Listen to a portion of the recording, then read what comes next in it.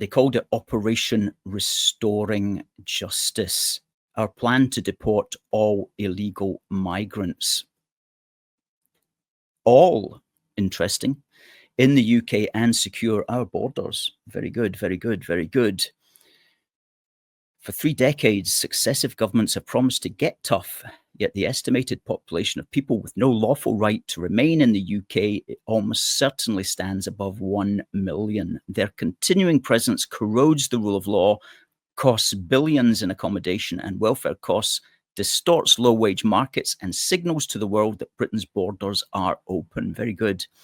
Very good. So they're proposing a 5-year emergency program intended to identify, detain, and deport illegal migrants in the UK and to deter any future build-up.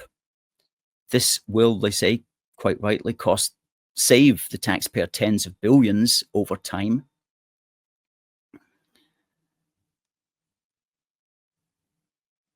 And they go on here to describe it in a little bit more detail. Upon winning a general election, a reform government under Nigel Farage will, and they've bigged up this here, leave the ECHR as like the #1 thing. Well, okay, that could happen, and it maybe does need to happen. I possibly would have buried that in the small print, quite frankly, because that leads to a whole debate getting diverted into the question of our personal human rights here in the United Kingdom, which sometimes might just be an argument that you don't actually need to get into. But anyway, they've come out straight, they've lanced the boil, they've said leave the ECHR and repeal the Human Rights Act and replace it with a British Bill of Rights. Could work if it's done well, and then pass the Illegal Migration Mass Deportation Bill, which will create a legal duty to remove illegal migrants. And it opens with a blunt obligation for the Home Secretary that, quote, the Secretary of State shall ensure the removal from the United Kingdom of each person who does not have extant leave to remain. Well, don't use the word extant because nobody knows what that is, okay? But anyway, extant leave to remain and is not an Irish citizen. See, why are they saying that for? Nobody's been talking about deporting Irish citizens, but that's just like thrown in there. Each person who does not have a leave to remain and is not an Irish citizen. Obviously, we're not deporting the Irish.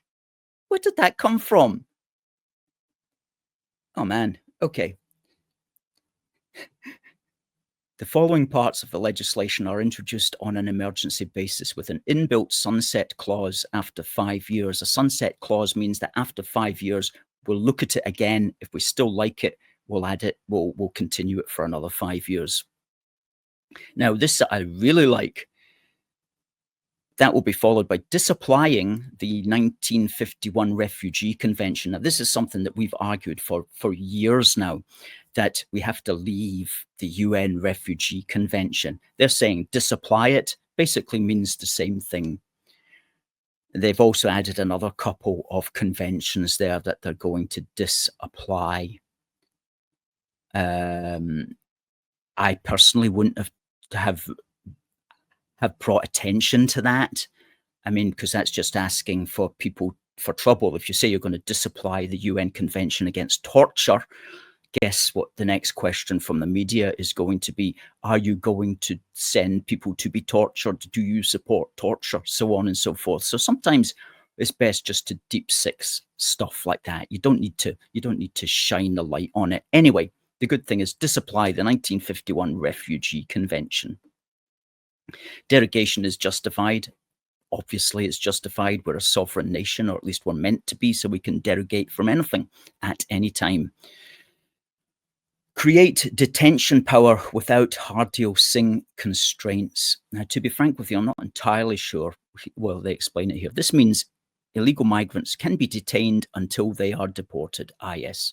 Hardeal Singh probably put the Hardeal Singh law case probably put a constraint on how long you can deport somebody. Sorry, how long you can detain somebody prior to deportation. So they're just going to say that doesn't apply anymore. Good idea. An essential idea, in fact. As they say here, activist lawyers routinely use hardiosing to secure their client's bail, after which the client absconds. Indeed.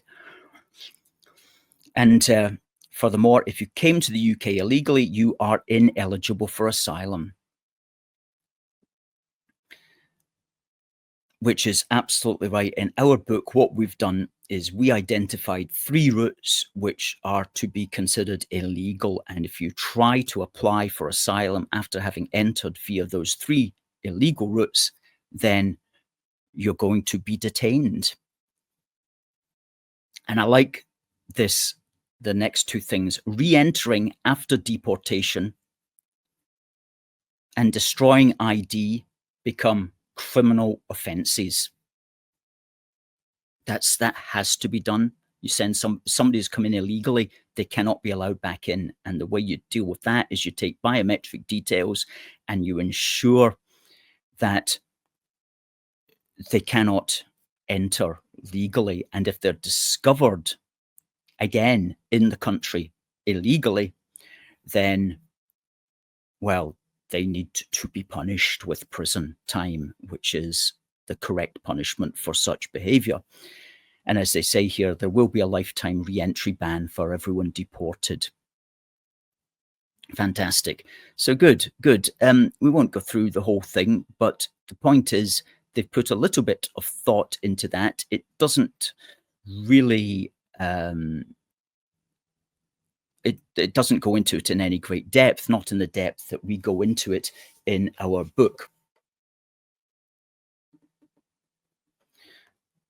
One big country, but I would say that it's generally in accord with the principles that we have delineated, to use a big word, in our book, Protect Our Country: Policies to Stop Mass Immigration, available from Amazon.